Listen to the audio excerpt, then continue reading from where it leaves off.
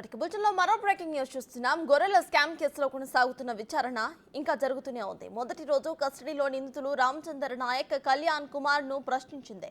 గొర్రెల యూనిట్స్ పంపిణీలో జరిగిన అవకతవకలపై ప్రశ్నలు వేయగా విచారణకు రామచంద్ర నాయక్ సహకరించడం లేదు. గొర్రెల పంపిణీలో 700 కోట్ల నిధులు పక్కదారి పట్టాయని ఏసీబీ దర్యాప్తులో తేలింది. ఎవరి ఆదేశాలతో కాంట్రాక్టర్స్ ను గొర్రెల స్కీమ్లోకి తీసుకువచ్చారనే కోణంలో దర్యాప్తు చేస్తున్నారు.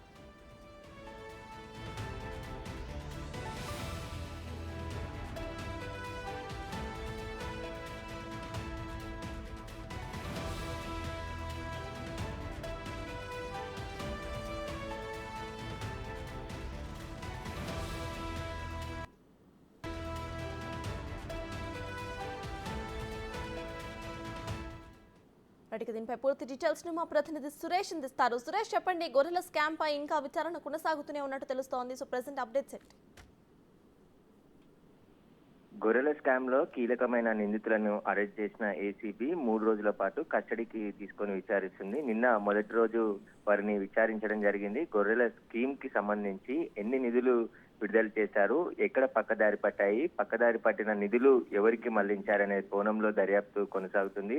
ఈ గొర్రెల స్కామ్ లో కాంట్రాక్టర్ని ఇన్వాల్వ్ చేయడానికి గల కారణాలు, ఎందుకంటే పశుసంవర్ధక శాఖలో ప్రభుత్వ అధికారులు ఫీల్డ్ లెవెల్లో ఉన్నప్పటికీ కూడా కాంట్రాక్టర్లను ఎంటర్ చేసి వారి ద్వారా నగదు బదిలీ, గొర్రెల కొనుగోలు లబ్ధిదారులకు అందించడం, వీటన్నిటిని ఎందుకు తీసుకున్నారనే నిర్ణయాలపైన కూడా ఇద్దరు అధికారులను విచారిస్తుంది ఏసీబీ. అయితే రామచంద్ర నాయక్ విచారణకి సహకరించట్లేదు. ఆయనకు సంబంధించిన ఏ విషయాన్ని కూడా చెప్పకుండా దాటవేసే ప్రయత్నం చేస్తున్నాడని చెప్పేసి కూడా ఏసీబీ అధికారులు చెప్తున్నారు. అయితే ఈ పశుసంవర్ధక శాఖలో జరిగిన అవినీతి పైన పూర్తిగా 4 నెలల నుంచి ఏసీబీ దర్యాప్తు చేస్తుంది.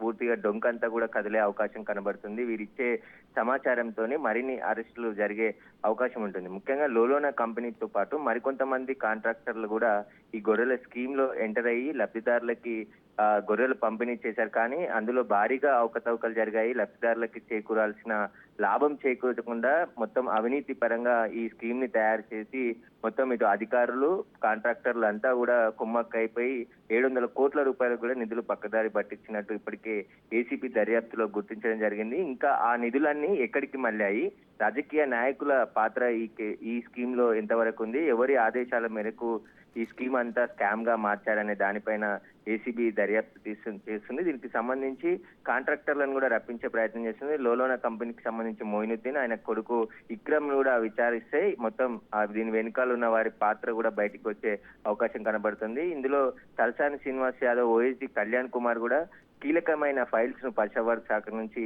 తీసుకొని వెళ్లడం, అక్కడ పోలీసులు రెడ్ హ్యాండెడ్ గా పట్టుకోవడంతో పోలీసులు ఆ కేసు కూడా నమోదు చేయడం జరిగింది. దీనిపైన ప్రస్తుతం దర్యాప్తు కొనసాగుతుంది. ఈ రోజు 2వ రోజు విచారణ ప్రారంభించి ఈ కళ్యాణ్ కుమార్ తో పాటు రామచంద్ర నాయక్ సంబంధించిన పూర్తి విచారించి వారి ఆస్తులు కూడా, వీరు ప్రభుత్వ అధికారులుగా ఉండి భారీగా ఆస్తులు సంపాదించినట్టు ఇప్పటికే ఏసీబీ గుర్తించింది. వాటిపైన కూడా ఏసీబీ ఆరా తీస్తున్నారు. అయితే సురేష్, ఇవాళ 2వ రోజు విచారణ జరగబోతుంది కాబట్టి 2వ రోజు విచారణ ఏ కోణంలో జరిగే అవకాశాలు ఉన్నాయనుకోవచ్చు? ఉదయం 9 గంటల నుంచి సాయంత్రం 6 గంటల వరకు కూడా ఇద్దరిని విచారిస్తున్నారు.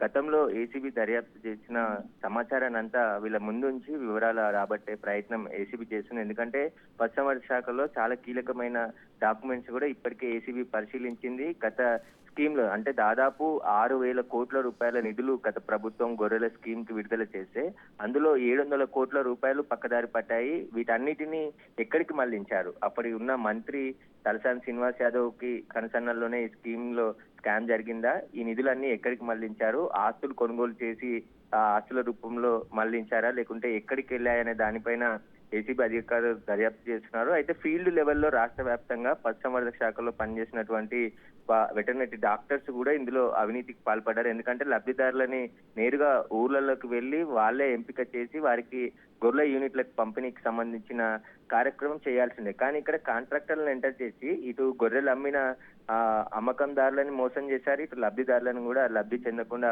అవినీతికి పాల్పడ్డారు. కాబట్టి ఇందులో ఇంకా ఒక యూనిట్ ని కొనుగోలు చేసి మొత్తం 10 మందికి అదే యూనిట్ ని ఇచ్చేసి మొత్తం 10 మందికి యూనిట్లు పంచినట్టు లెక్కలు చూపించారు. కాబట్టి ఈ లెక్కలన్నిటిపైన కూడా ఆరా తీస్తున్నారు. కొన్ని ట్రాన్స్పోర్ట్ సంబంధించిన లెక్కల్లో కూడా స్కూటర్ పైన కూడా గొర్రెలు తరలించినట్టు నెంబర్ ఏదైతే స్కూటర్ కి సంబంధించిన నెంబర్ ఆధారంగా ఏసీబీ దర్యాప్తు అధికారులు గుర్తించడం జరిగింది. ఇలాంటి అవినీతికి పాల్పడ్డా ఎందుకు చూసి చూడనట్టు వివరించారు. రామచంద్ర నాయక్ ఎండీగా ఉన్నాడు పశుసంవర్ధక శాఖకు సంబంధించి. ఆయన ఆధ్వర్యంలోనే ఇదంతా కూడా జరిగినట్టు, ఈ 2,10,00,000 బినామీలు కాంట్రాక్టర్ మొయినుద్దీన్ బినామీల అకౌంట్లకి మళ్లించి నేరుగా పల్నాడు గుంటూరుకు సంబంధించిన గొర్రెలు అమ్మిన రైతులకు ఇవ్వకుండా ఈ బినామీలకు మళ్లించారు కాబట్టి రైట్. ఆ బినామీలను ఇప్పటికే ఏసీబీ అధికారులు గుర్తించారు. వారి స్టేట్మెంట్ కూడా రికార్డ్ చేశారు కాబట్టి ఈ కేసులో వీరు ఇచ్చే సమాచారంతో మరిన్ని అరెస్టులు జరిగే అవకాశం కనబడుతుంది.